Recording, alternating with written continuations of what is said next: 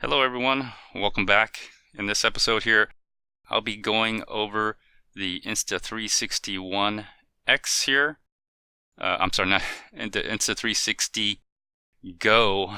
Gosh, I don't have an Insta360 ONE. Anyway, I do have an Insta360 ONE, but I don't have an Insta360 ONE X.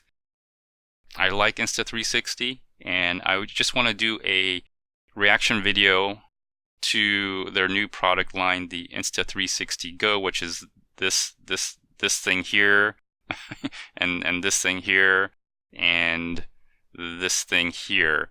It's the smallest, supposedly smallest action camera that has stabilization.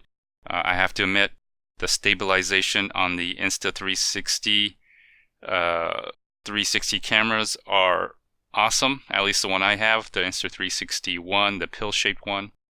So I'll give it to them. Let me see, which one do I have? I have this one, the Insta360 ONE here. That's the one I have, and I have 6 of them. That's the one I use on my riding videos on my electric bicycle. And I don't know if I'm going to get the Insta360 ONE X, but I'm going to talk about the Insta360 Go and just do a reaction video for it and kind of talk about it, because I do like the company, and I just want to make a quick video here.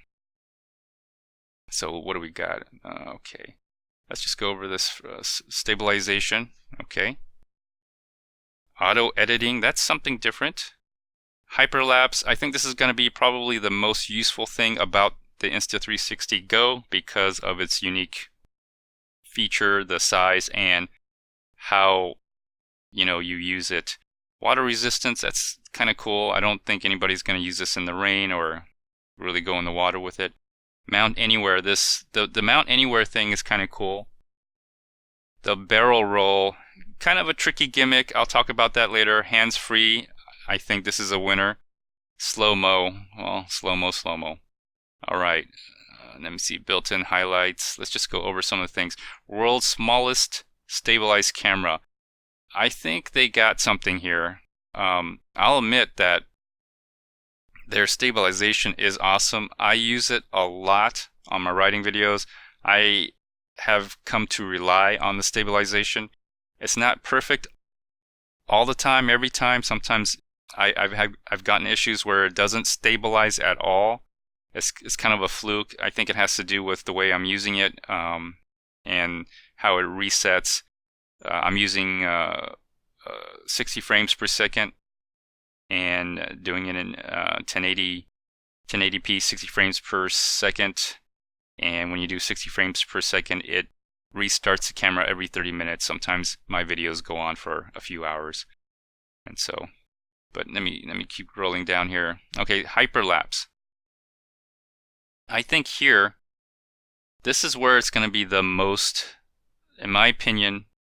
If I was to get this, I probably won't because of some limitations, which I'll get into. I think this is probably the most useful thing. I mean, you have it on your chest, on the magnet, on the necklace magnet, put it on your chest and hyperlapse it. I think you can go for half an hour. If I'm reading this right, if I read the specs right, you can go for half an hour on hyperlapse, which makes, I don't know, a 5-minute video or something. It makes a very short video. I have to read the specs on it, but I think that would be the most useful thing for it. It's hands-free, so you can do something like that. Let me see. Do you do the living? Go does the editing. This is kind of interesting.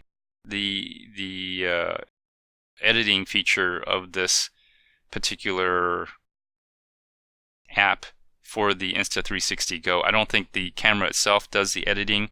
I think the app does the editing. Timelapse. Now there's a difference between timelapse and hyperlapse. I think timelapse, you really need to use this kind of like a stand here or whatever this is. This, I don't know, pod or whatever, to keep it still, because I don't think it will stabilize while it's moving.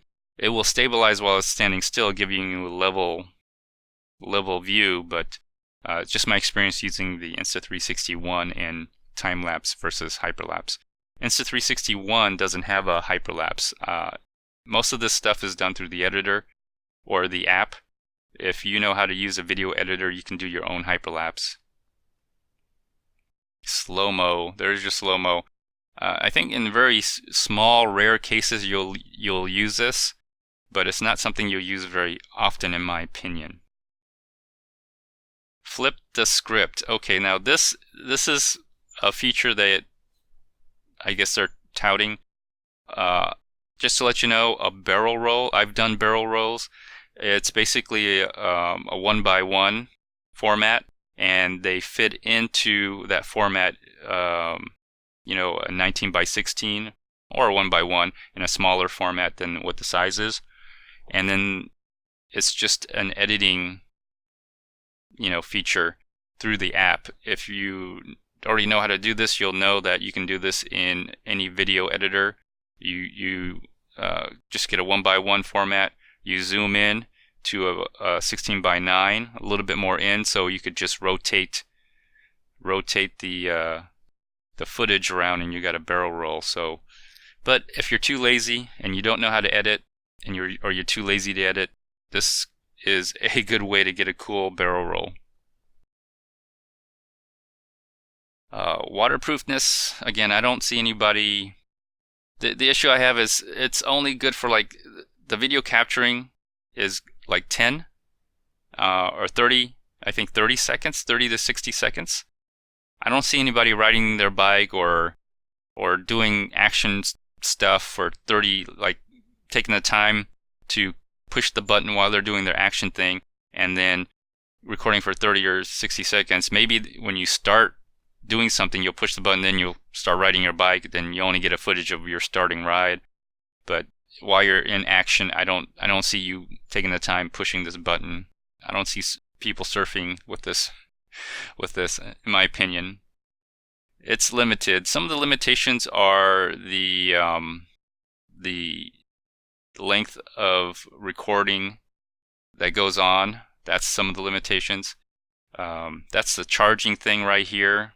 They got one for Android and the iPhone, but in either case, I think you're going to need a cord, because you're going to have a case on your phone or even your iPad. Use your iPad. I use iPad Air. You can use the iPad Pro. I think that works better.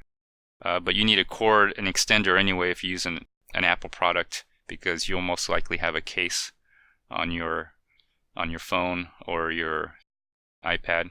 And this is what I'm talking about. See, 16x9, 1x1, 9x16, which is this sideways. But if you do a 1x1, that's where they do the barrel roll.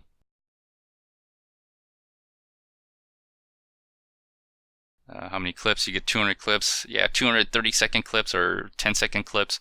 I don't know how useful that is. And again, it only has like a 30-minute battery life.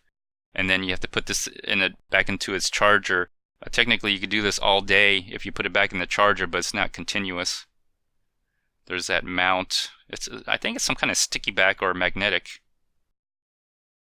This may be the best feature, the hands-free feature, if you got the necklace. I think it comes with that necklace thing. You could actually see it here. Little necklace right there. Are you going to do it? I think it's interesting, but for 30 seconds, wearing that all day, I don't know. It could be useful. Like I said, for hyperlapse, I think you can go for half an hour, which makes a 5-minute video. There's that pivot stand, they call it. It could be useful. And this is interesting. I mean, there's some interesting, unique features about it, but I don't know if anybody will be using it like that. I do think this is cool. You get your own little, what is this? Personalized touch on it. It's a little thing you could put on. I do think this is good for Christmas. Okay, I do think this is good for Christmas, because this is my opinion. Insta360 as a company couldn't come up with a better Insta360 ONE X. Alright, so they had to come up with something, so they took an Insta360 ONE, cut it in half, gave you half a camera, and this is what they're selling you, an Insta360 Go. Alright, so I think that this is great for Christmas, because They literally just took half of an Insta360 ONE, cut it in half, and basically they took a $200 camera, cut it in half, and then they're selling you a $200 camera again. So if you, in my opinion, the Insta360 ONE can do most of this except for the unique features of putting it on your chest or on your hat or whatever. The size of it is the only unique feature of it, but I don't think that's a big enough selling feature. These little logos that they put on here, I do think it is for Christmas or for holiday gifting, because this camera seems to be more for the young, because the young are often uneducated and ignorant, so they don't know that you can do most of this stuff with just a regular camera. Other than the stabilization of this camera, that's the only thing that's really great about it, is the stabilization. Maybe the small form factor, but other than that, I don't see myself getting this, because the Insta360 ONE does most of what this does. I just use a chest mount instead of a magnet. So I think this market, again, is for people who are young, most likely that have little social media accounts, and you can load this into your social media account. That's why you have the quick editing. But the engraving, yeah, this little personalized engraving thing, I think that's cool, and that's why I think it's for the holidays. I think it'll make a great gift for your kids who are into social media, or if you have, grandkids, whatever. I mean, I think it's just for a different kind of market here. So this is all the stuff you get. You get this pivot stand. I think that's just a sticky back. It has a little magnet. I'm not sure how this thing, the pivot stand, works, if there's something that has a sticky back to it or it's a magnetic. That looks like the clip for your hat or wherever you want to clip on to. That's the magnet for your necklace, and that's the little charging port there. Charging mobile, charging wireless mobile charging. Okay, so let's talk about some of the things here. Okay, so this is what I really want to talk about. This right in here is what I want to talk about. And you'll see everything is exported to 1080p at 25 frames per second. Now, in my honest opinion, I mean, it's kind of weird that it's 25 frames per second. And when you get down to here, the slow-mo is really strange. You're getting like, it's 1600 by 900 at 100 frames per second captured, but it eventually exports out to, through the app, 1600 by 900, which is an odd size for a slow-mo. I'm assuming that's still a 16 by 9, so you're kind of zoomed in.